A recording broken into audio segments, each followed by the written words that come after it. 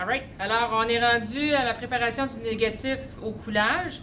Les agrafes ont déjà été installées, la partie fémorale est reliée à la partie tibiale. Je m'assure à l'intérieur que toutes les lignes sont congruentes. Avant d'agrafer, j'ai bien vérifié la forme de mon négatif pour être sûr que je n'avais pas de modification à faire. Alors on va préparer le plâtre au coulage. J'ai utilisé un rouleau de bande plâtrée comme ça que j'ai séparé en 3 pièces. La première partie, j'ai fait une épaisseur double que je vais replier en 2. Tout simplement comme ça. Fait que ça me fait 4 épaisseurs. Je vais le mouiller. Alors, on pourrait installer un bol. Je n'ai pas besoin de bol. Vous voyez comment c'est facile. On essore bien. Cette partie-là va servir à isoler la juxtaposition, si vous voulez, de la partie fémorale et de la partie tibiale. Tout simplement pour pas que le plâtre, quand on va le couler, qu'il sorte par là. On se fout un peu de ce que ça a l'air en arrière.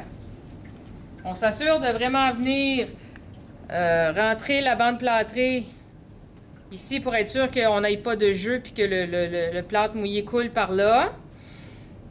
Après ça, on va venir fermer le bout. Encore là, j'ai pris le même rouleau, 4 épaisseurs. C'est bien mouillé. Ça n'a pas besoin d'être artistique pour ça. Ça a juste besoin d'avoir assez d'eau pour mouiller la bande plâtrée. Comme ça. On vient le mettre à l'envers. Si on a du mou comme ça, c'est pas grave. C'est sûr qu'on n'aura pas ce problème-là avec un vrai modèle amputé. Alors, on vient le fermer. Puis, voyez-vous, je voulais en profiter pour fermer ma petite partie de côté. Fait qu'on tire un peu sur la couverte. Puis, je pense que, malheureusement, je vais en manquer. Ah non! Tiens, je vais l'avoir. Je vais essayer de faire une pierre deux coups, là. Je ferme le bout et je viens fermer la jonction de ma partie tibiale en même temps. Si vous ne vous sentez pas à l'aise avec ça, vous rajoutez une autre partie, il n'y a pas de problème. Alors, je viens m'assurer que le plâtre est bien collé partout, tout le tour.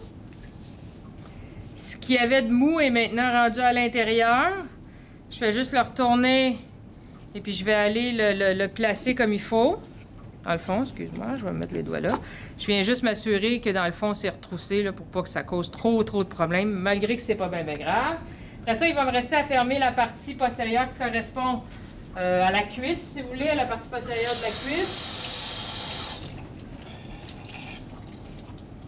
Encore une fois, on prend le temps de bien essorer nos bandelettes. On ne veut pas que ça dégoûte partout. Plus c'est mouillé, plus ça prend de temps à poigner. Voilà. Alors, on peut placer notre négatif comme ça. On vient placer la bande plâtrée comme ça. Si vous avez couvert vos pouces, vos doigts, excusez-moi, supracondyliens, vous n'avez pas besoin de remonter la partie proximale. C'est tout. Alors, on vient encore une fois s'assurer que la bande plâtrée épouse bien notre négatif. On laisse tout ça sécher. Il faut que ça soit le plus plat possible ici.